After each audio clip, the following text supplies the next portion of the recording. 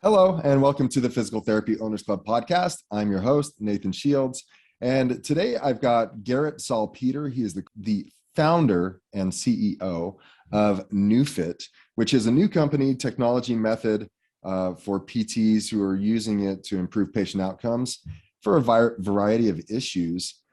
Garrett, thanks for joining me today. I really appreciate it. Nathan, it's a pleasure to be here. Thanks for having me on.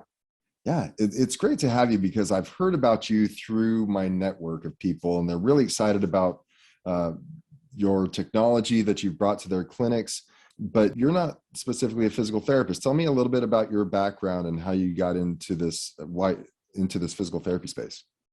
Yeah, absolutely. So academic educational background is originally in physics and engineering. I did graduate work in both engineering and neuroscience.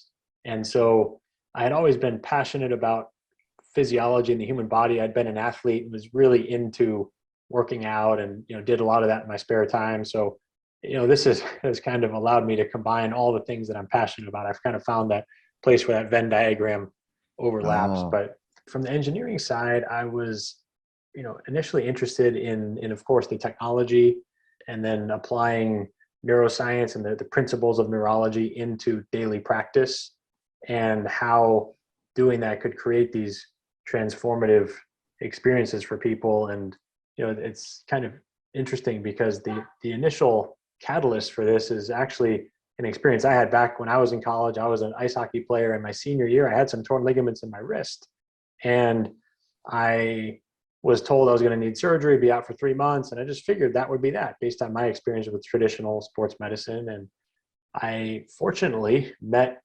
a chiropractic neurologist, and he introduced me to these two powerful principles, these two powerful things that were tremendous influences on me. One was functional neurology, about how instead of just focusing on the tissues and structures of the body, we also could focus, and there was a lot of value in focusing on the neurological response to injury and trauma, the guarding and inhibition and pain, and how by optimizing function, we could actually support and accelerate and optimize healing. And I also saw the other major piece of that experience was seeing the healing benefits of direct current. It was, more primitive microcurrent type at the time, but I saw firsthand how that helped my ligaments heal on their own, and I avoided surgery. And so that kind of planted the seeds and created within me this calling to share that type of work with as many people as I could. And a lot of my, graduate education and subsequent work was really trying to follow the breadcrumb trail and piece together ways to explain and harness the power of those experiences that I had. And then, of course, along the way, started working with clinicians to bring in that clinical piece and really, take these concepts and bring them down where the rubber meets the road in day-to-day practice. gotcha. And so when did you start the company NeuFit? So we started working on the Neubie device in 2015 and doing various experiments and such. And then we finally launched the device in 2017. And it built out. So as part of my experience along the way, I was using more primitive technology and working with a couple clinicians here in the Austin, Texas area. So I had been doing that for the 5 or 6 years prior. And that's where I kept seeing these opportunities. I want the technology to be able to do more. I want the methods to evolve. And then that, all of those experiences finally led up to the point where I had no idea I would, lead a company that was creating a device or anything, never had any idea that I would do that until it finally was like, we really want it to happen. It seems like the only way there is to do it ourselves. And that kind of decided to do it. So you eventually became a business owner, and now you own this device and this technology that's making significant changes in patient outcomes, right? That's right. Yeah. And I've had the really tremendous honor of working with clinicians around the country now, or, in some other countries around the world. And it's been just incredible to see how they've been able to not only get as good outcomes as we were able to see here in Austin in our kind of proof of concept home office, but take it into new areas and create these wonderful transformative outcomes in different patient populations, finding new applications. And it's been really cool to see how it's grown in those last few years.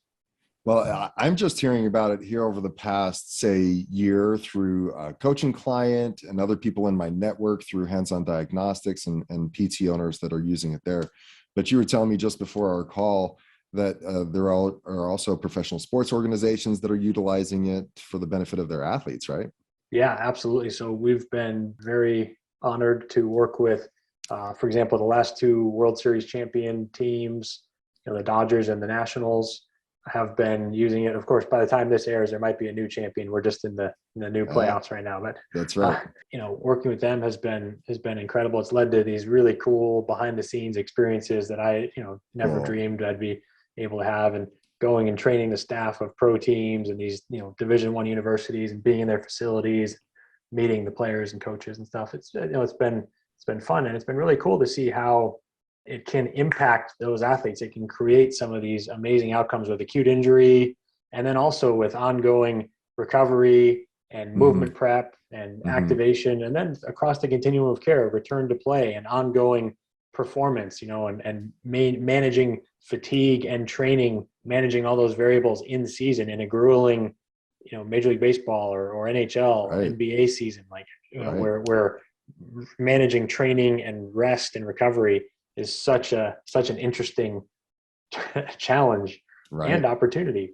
Because if you can do it better than the other teams, you can do better, in the late season and playoffs. And it's been really cool to get to collaborate with people in that realm. Well, congratulations that you've gotten that far with your business. And in bringing you on, we definitely wanted to talk a lot about business concepts as it's related to what you've learned in your development of the Neubie through NeuFit. And a lot of those business concepts are things that are immediately applicable to physical therapists. I'm talking about differentiation, getting patient buy-in, retention, cash-based services, consistency of care for patient results that aren't owner dependent. So talk to us a little bit about that. Some of the things that you've learned in introducing the Neubie has improved businesses in general that aren't specific to the Neubie. Yeah, absolutely. Those are all great topics. I think we can spend a long time unpacking each of those bullet points that you mentioned there in terms of differentiation and helping to create quality of care that's not owner dependent. I mean, all these things are just wonderful topics. And we started to see success in this area here in Austin. We have our home office is our part laboratory, part showroom, and it's a facility where we have two physical therapists working with us. We've had other types of practitioners at different times, chiropractor, athletic trainer, several strength and conditioning coaches. So we're working with people across this whole continuum of care. When we started to really see our model grow, we got to revenue milestone of doing over 7 figures, over $1 million a year out of 1,200 square feet, all cash, not a single dollar of insurance collected. Wow. And we started to see one of the biggest things that drove that for us was this concept of having a differentiator, this experience of being able to create that wow factor for people. Because, I mean, a lot of it is just as simple as, in this day and age, our attention spans are short. We want results now. That's kind of a theme infused through our culture. And if you can provide a service to somebody where they come in with pain and they leave with noticeably less pain, noticeably more range of motion, some sort of tangible improvement, then you have their attention, because that's unusual, one, and two, it meets a need for them. It gives them something that they want, and they're willing to invest their time and their out-of-pocket dollars in order to continue to experience. And so in that regard, we haven't done anything in our clinic that's that interesting or compelling sales wise. We just use this product with virtually everybody and lead with our differentiator. And in many ways, the experience sells itself and makes people want to come back. Also, complete their plan of care. That's something that we've now been able to interact with wonderful clinic owners around the country. And we've heard that and looked at some statistics and, really tried to wrap our head around how we can help PT business owners, the same people you're working with. And one of the things that we found, for example, is interesting is some of the statistics were kind of staggering around how many patients drop off and don't even complete their plan of care. Right. And if they perceive like we'd have a lot of people come to our clinic all the time and be like, yeah, I was seeing a PT, but they're having me do these kind of wimpy exercises. I can do them on my own at home. Like I don't feel like I'm getting a lot of value. And in the traditional model, there is a lot of that. And so Mm-hmm. being able to provide service that people, even if it's covered by insurance, they're still spending their time and effort and Right. attention being with you. So we've seen that, a couple of practice owners have shared with us that they dramatically increase the percentage of patients that just complete their plan of care. And so that helps their volume, their number of visits per week, per month. It helps those Right. averages go up. Oh, Well, sorry, go it's ahead. interesting. Yeah. Because you hit on a few of those things there. And, the first one that you talked about having a differentiator, that could be anything, right? It could be your differentiator could be certain body parts, certain demographics, certain sports, could be anything in particular. And what I've seen in terms of those people who are growing and have a unique culture, and that has, what would you say, greater energy around it, and so they are prepared for expansion, are those that actually have really set themselves up as the experts in blank. And so, for example, the one couple that comes to mind is Angie and Joe McGilvery down in Florida. I know they have a Neubie down there, but I've done a podcast interview with Angie, and she talked about how a few years ago, hurricane came through, wiped out their clinic. They were down for a couple of months at least, I believe. And prior to the hurricane, they were your traditional outpatient orthopedic clinic, saw all patients, saw all insurances, just kind of seemed humdrum, run-of-the-mill physical therapy clinic that was doing okay, right? Took this opportunity with the hurricane, knowing that they were going to have to rebuild their business from scratch, to say, what do we really want to do? What do we really want to see? What kind of patient population do we really want to focus on? And when they decided to focus on the 30-year-old female CrossFit athlete, well, now they knew what their marketing message was. Now that they knew what their focus was going to be. And a lot of people would say, well, I don't really want to see just 30-year-old CrossFit athletes. Well, yeah, but those are the people that are going to tell their mothers and their dads and their friends and who aren't CrossFit athletes to come to you guys because you're specialists. But they're also going to see that they're focused on athletes in your social media messaging. And so other athletes from other disciplines are going to come and see you. So that differentiator could be any number of things, and it can really, like I said, generate some energy and growth and at least be known for something, right? That's such a great point. And one of the things that has helped us in our clinic is doing that exact thing, is creating that avatar or identifying that ideal customer.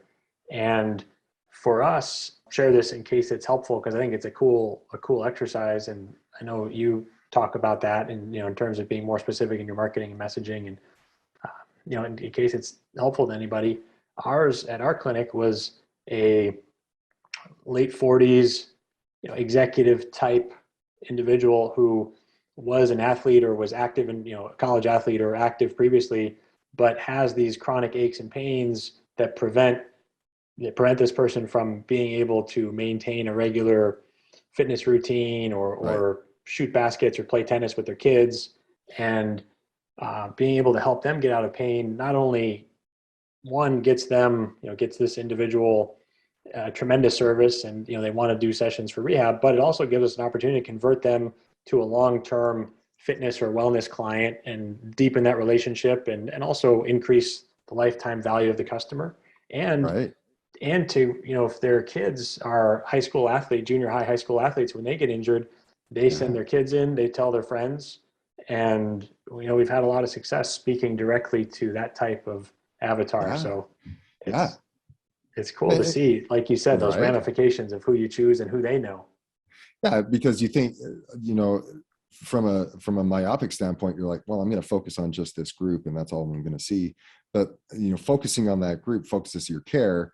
But they obviously those patients have family and friends that want care, and they're going to refer them to someone that they know, like, and trust, right? And if they can, and that goes to the next step where you talked about getting patient buy-in. If you're going to focus on a certain body part or demographic, you're going to want to have something that, like you said, gives some kind of wow factor, right? There's got to be something, whether it's a dry needling experience or something else, you pick it, whether it's your device or something else, there's got to be something that makes them come away thinking, I like what I got from that first visit. I'm excited to come back for more, so that they stay engaged. Absolutely. And I think that there's a good barometer for that. It's, if we're thinking, if we want to do that, if we want to give people that level of service where they stay engaged, I think the way to measure that is to look and say, how many referrals am I getting? Because if I'm giving people such good service, some number of them are going to want to tell their friends and family and colleagues. And I think that's a really good measuring stick. And that's something that, we've heard from clinic owners that they're, by having this differentiator, it's increased the number of referrals, which has led to increases in volume and sometimes pretty dramatic growth. Oh, yeah. Mm-hmm. And I think that's a good way. So for anyone listening to that, that's something I would invite you is to, look at, or maybe even see if you can look at all of your lead sources and see how many of them are coming in organically from referrals. That's, of course, free advertising. Yeah, right. If we can mobilize our existing customer base, that's amazing. Yeah, that's the low hanging fruit, because you always have this list of maybe 50 to 100 physicians that you can always call out to. But as you grow and expand over time, you're going to have hundreds, if not thousands, of people on your past patient list that you can market to. And then your marketing efforts can just be exponential. And that's the low hanging fruit. That kind of marketing costs nothing, right? Highest ROI is when you divide it by $0 cost of acquisition. That's right. The one thing that cool is you've got your differentiator, you provide a buy-in and wow factor. Do you also have, so once you get that patient, traditionally in physical therapy outpatient model, they complete their plan of care and then they're done. You don't see them anymore. In your practice, do you have like some maintenance programs or wellness programs that can be additional add-on cash services? Yes, definitely. That's something that we've tried to find different ways to implement so that we can share that model, have everyone who has one of our devices, have them be able to use it as a template and learn from our experience, and adapt it to theirs and perhaps even make it better. And so one of the things that we like to do is towards the end of each patient's plan of care is to give them a demonstration, either within a treatment session or as a separate session, give them a demonstration of what training is like, what a fitness session would be like on a different area of the body, so that they can experience how they're able to, with the machine, for instance, how they're able to put electrodes on, change the settings, and get as much muscle recruitment, get as much of a strength or hypertrophy type of workout as they would if they were lifting heavy weights, but they could be just doing body weight or just doing open chain movements with their arms or something like that. So kind of give them a sample of what that very safe and yet very efficient and targeted way of training, what that's like. And that helps convert some of them. And so some of them will come in for, transition into being training clients. And you mentioned Joe and Angie McGilvery in Fort Myers. They've been able to convert a lot of their patients into training clients, and they've hired additional staff that, with more strength and conditioning type backgrounds, so they can retain those patients and serve them along the entire plan of care. We also have these electric tune-up sessions that people will come in for just for maintenance from time to time. They can come in for, they can be 30-minute sessions. They don't have to be a full hour or something like that. And people will come in just to kind of loosen back up. If they were coming in for chronic low back pain, it just comes back from time to time. Right. A session or two, they can come in, just pay cash, do a quick one there. Yeah. And then, well, I think it's important for physical therapists that even if they didn't have your device, that they recognize that there are those opportunities to promote the ongoing wellness and maintenance of their patient's health, right? And so I find it interesting that I hear from chiropractors that it's very common in the chiropractic space to, after a discharge from a plan of care, that they'll set up a 2-month post-discharge follow-up visit at that last visit, right? And the purpose being is inevitably there's going to be some regression, or they're going to mow the lawn sometime after discharge and their back's going to get tweaked or their shoulder's going to flare up. And they're thinking, well, I'm done with therapy. I guess I just handle this on my own.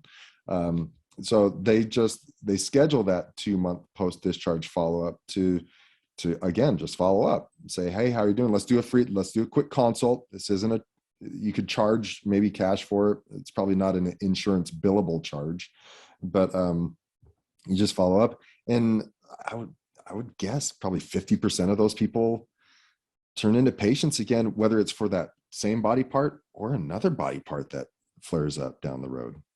That's a great idea. I love that. And some people also offer other, like health coaching services or other things too, where they can use their physical therapy business to funnel and create for these ancillary businesses. I mean, that's a great idea though. I like that one. I may borrow that one from you if that's all right. Yeah, no problem. Yeah. It's cool because you have a cash-based model at your current facility, it sounds like. And what I think some of your traditional outpatient PT practices that are in network with many insurances, what they don't recognize or don't what would you say, expand their scope of practice, in that they're not looking for opportunities to provide some cash-based services, even though they're in network with some of these things. I know some people might charge cash for a dry needling treatment or something like that, but I think there's opportunities out there to look for and find some cash-based things they can do to quote unquote upcharge what they're traditionally getting, and thus combat the declining reimbursement rates that they're getting. Yeah, we've seen really good examples of that. And of course, I'm speaking from experience of people using our device, but anything that is a differentiator and adds value, like you mentioned, dry needling, the same can certainly apply. And we've seen several clinics that are in network and do accept insurance, but if they're going to use a tool like the Neubie or like dry needling, they charge an additional amount on top of that. And as long as they're able to do it, within their any insurance contracts or anything, as long as it's appropriate and ethical and legal to do so, right. We've seen that work successfully, and people will happily, on top of their insurance, if they're like, oh, you want to use the Neubie, it's going to be an extra $50 to $75 for this session, and we've seen at a lot of practices people will pay that amount, or like you said earlier, when their plan of care is done, they convert to a cash-based fitness or wellness services type of arrangement. And yeah, we've seen that help practices just start to add some cash to supplement their insurance and give them a little bit of that buffer if if there's an insurance audit, or if they're trying to mess with the rate at which they're making payments, or like you said, if the reimbursements go down even further, having that buffer is just a nice, helps us sleep better at night. Yeah, and something else that a few of my clients or friends in my network are using also is musculoskeletal ultrasound. And, some insurances pay for that, some of them don't.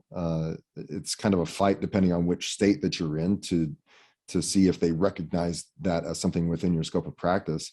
But, diagnostic ultrasound, to get some of those pictures and get that can also be a cash-based service that it can provide greater value to the care that you're providing. Right. And also be a benefit of the patient. Yeah, that's so cool. And I'm glad, like you mentioned, that we've, had some mutual overlap in colleagues through the HODS group. And, I love that you're involved with them and what they're doing, because that's such a cool service. To be able to go to a PT and get real-time information that's, perhaps even better and more specific than what you can get on MRIs or other scans, and to be able to get something there with somebody who can do something about it and track progress along the way, again in real time. I mean, it's so cool. And with the EMGs and nerve conduction tests and all that, I mean, I think that's amazing. I'm excited to see more PTs do that, and really, I think, upgrade the whole way the PT profession is perceived by being able to offer those services too. Yeah, exactly. When they can do some diagnostics, that's finally a step towards that gatekeeper of the musculoskeletal care that we can provide. Yeah, absolutely. And we're very excited to be working with the HODS group, partnering on a study where they're going to be using their EMG and nerve conduction testing capabilities to do before and after pre-post intervention tests on neuropathy patients using the Neubie, using our device as the treatment intervention. and then measuring for changes in EMG activation for nerve conduction. And based on some of the results we've seen functionally and different case studies so far, I'm optimistic that it'll be good. But being able to have that validation too. I mean, that's another thing that drives engagement when we're talking about creating that wow factor, getting engagement for people. Something, being able to show them a problem, offer a solution, and then be able to show them a change in that measurement. You know, Mm-hmm. we don't do the EMG work at our facility, although I'd be interested in finding a way to offer that. But Yeah, one thing that we do that is related is we'll do manual muscle tests. So if someone comes in with a sure. knee problem, we'll have them Mm-hmm. lie down on a table, they'll hold their leg up, we'll push down, we're testing quad, hip flexor muscles, and that there's nothing that unique about that. But one of the things that we do is we'll use a handheld dynamometer. So I'll push down on someone's leg and say, Uh-huh. hey, look, your left leg is 50 pounds of force, your right leg is only 30. There's a deficit here. We want to get this leg from 30 to 50. Right. And and if we can do some of our these neurological activation techniques that we do and see them get from 30 to 40 in one session, and know that 50 is their goal and that we're already moving towards it in just one session, that type of objective feedback really creates a lot of buy-in too. So that's one of the things I like about the ultrasound, where you see the picture, EMG where you see the number, or this handheld dynamometer, is being able to Mm-hmm. show people tangible, objective, measurable changes. I think that is really sticky, and that really creates a lot of buy-in and Mm-hmm. enthusiasm, engagement, also on that same kind of realm. An extension of what we learned in our physical therapy schooling programs. One is the manual muscle test. The other is simply the usage of a goniometer.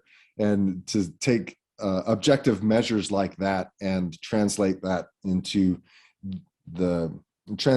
for the patient to say, hey, you're gaining, you're getting better, this is our goal, and there's a scoreboard now. We can look at the scoreboard and see how you're doing, because I think that's many times where patients fall off, is that the therapist hasn't told them what the game is, hasn't set the goals, the expectations. This is how we know we're winning, when we can get to 90 degrees of abduction. Now we're getting to 120 degrees of abduction if it's a shoulder. Or we want to get your strength from 3+ to 5, or in your case, using the dynamometer, I think is even a little bit more objective, and saying we want to get from 20 pounds of force to 40 pounds of force. When we give them that, and then they know where they are in relationship to the goals that they want to achieve, well, now they know that they're making headway, and they can buy into a program like that. Whereas if you just say, well, we need you to get stronger, and you need to be able to walk better and have less pain, a lot of that sounds like subjectivity. It doesn't really tell me the game, and it's not that exciting. Yeah, and I mean, I think we're really getting into a conversation about like human drives and motivation. If we, Mm-hmm. that there's that deep innate desire that we all have to improve, to get better at something, to work towards a goal and fulfillment. And if the goal is so ambiguous that we can't possibly know if we reach it, it's tough to be motivated by progress along the way. And Right. I think there's elements of that. And it's funny. I think sometimes therapists might have those goals with owners might have those goals with staff therapists, like, hey, your goal is 40 patient visits a week, or whatever the number is, and it's very objective, and that motivates a therapist to work towards that. But they Right. may not use those same objective milestones with patients, or vice versa. May do it with Right. patients and not with the staff. It's probably good to do it in both cases. Yeah, exactly. Well, the one thing I really like about setting up yourself up with a differentiator of some kind, it leads to a cascade of events. And one of those things is that if you're working with a particular demographic, even in spite of having a number of different providers, inherently you're going to come across similar issues that you find with patients. And if you're really doing it right, then there's going to be a consistency of care. There's going to be maybe a similar continuing education course that you take, a certain diet or treatment process. You're all going to be McKenzie certified. You're all going to be ASTM certified. Whatever it is, there should be a consistency of care, so that the care that is provided, and this is specific to those people who are listening as PT owners. So it's not owner dependent. The care isn't, Nathan has to see this patient, or else, or the patient's, has to see that provider. You want there to be a consistency of care. So it's not owner dependent, but it is when a patient comes to your clinic, they know the results that they're going to get in spite of the provider that's providing it, right? Absolutely. And we hear that as do you. I know you and I talked about it off the air, that so many clinic owners feel trapped or stuck, and that, they may like providing care, but they don't want to have their business dependent on them doing it 40 or 50 hours a week. And right. And it doesn't allow them to, if there's so much time in the business, you don't get that time to zoom out and work on the business and do those more strategic things that can help it scale and help make an even bigger impact. And right in line with feedback we've heard from several owners, that by being able to get them certified, for us, it's the NeuFit method, or, you mentioned others too, by being able to get their staff certified. Now, when I've heard this a couple times from clinic owners will say, you know what, the first time that I heard a patient come in and request my junior therapist, I knew I was going in the right direction. And I could see that light at the end of the tunnel of where, yes, I'm going to be able to get some time to travel and be with my family and do more strategic business things, because now I can see that, it's no longer going to be so dependent on me. So that's something that we've heard a lot. And that's just such an important topic. I'm glad when you're teaching and mentorship, that you speak so much about that too, because that's such an important element of overall life satisfaction. Well, and obviously you've done it in your facility in that you've trained people in the NeuFit method. But I think it's important for most owners to recognize that there should be some kind of consistency of care. And if they don't have that now, I did a podcast interview with Tom DeLonzo Baker maybe a year and a half ago, where he shared with me one of the reasons why he could get out of patient care is he sat down with his team of providers every week, and they'd go over certain body parts or certain diagnoses, and they decide, okay, how do we treat, what are some common ground things that we all do that we can agree on? This is fundamental to the treatment of blank. After having that conversation over months and months and months, and probably over a year, patients could come in, and if Tom dropped out for whatever reason, everyone knew what the game plan was based on that body part and the diagnoses, that they were going to do this kind of care. And I think that conversation is extremely valuable, because I'm gathering from your facility that it's not provider dependent, whether or not they're going to get results, right, for any kind of diagnoses. Yeah, absolutely. Yes. And I really like that story too. I love the collaborative nature where everyone's getting to talk about creating that treatment plan together, where they're kind of co-creating that. So the staff is going to buy in even more because they've helped create it. And the concept overall of having that continuity of care, where it's going to be a similar experience, whether they come in and they see John, the therapist, or Susie, the therapist, or someone else, the PTA, or, they're going to have that continuity, and it's still going to be a good product. And even if you, Nathan, are not there, even if you're gone for 2 weeks, your operation can still provide excellent quality of care, still make the impact that you want to have, even if you're not there. I mean, I love that. It was a great story too. I'll have to go back and listen to that episode. Well, that's a good one. Anything else that you want to share with us about how you're doing things at your facility and with the Neubie that you think other PT owners could glean from? So one other interesting element of this that we haven't really talked about, we talked some about applications with pro sports teams and sports medicine and orthopedic care. Another interesting component that we've seen is a lot of growth and really amazing impact in the realm of neurological injuries and diseases and impairments. So we have a whole program now. We have studies going. I mentioned the neuropathy study, so I guess we talked about it a little bit, but we've done work and have other studies and have made a lot of headway in helping patients with MS or spinal cord injury or stroke restore function and make really, really meaningful, transformative improvements, and sometimes regain autonomy and activities of daily living and quality of life. And one thing that we've seen, we've seen some practice owners who were more in that traditional, typical outpatient orthopedic realm And now they've expanded, and they actually are working with some stroke patients or MS patients, because we've done a lot of work with brilliant doctor and wonderful human being named Terry Walls. Are you familiar with Dr. Walls and her I don't know work? Dr. Walls. So she's a medical doctor, professor at the University of Iowa, and she had MS, was wheelchair bound, and she reversed her own symptoms through a combination of really intense physical therapy and the Walls protocol. So she wrote a book, it's WAHLS, the Walls protocol, and she, it's essentially a lifestyle parameter that reduces inflammation so that it can quell and suppress the underlying autoimmune environment that creates damage, leads to MS and all that. And Wow. one little tidbit, she has a fabulous research program. And so she has studies that show that her lifestyle interventions are getting as good or better outcomes with MS patients as immune suppressing drugs without any of the side effects. These people have more Whoa. energy, they feel better, they sleep better, as opposed to immune suppressing drugs where they're susceptible to other problems and, have all these. So, coming back on track here. So, we've worked with Dr. Walls, who has this audience of hundreds of thousands of MS patients.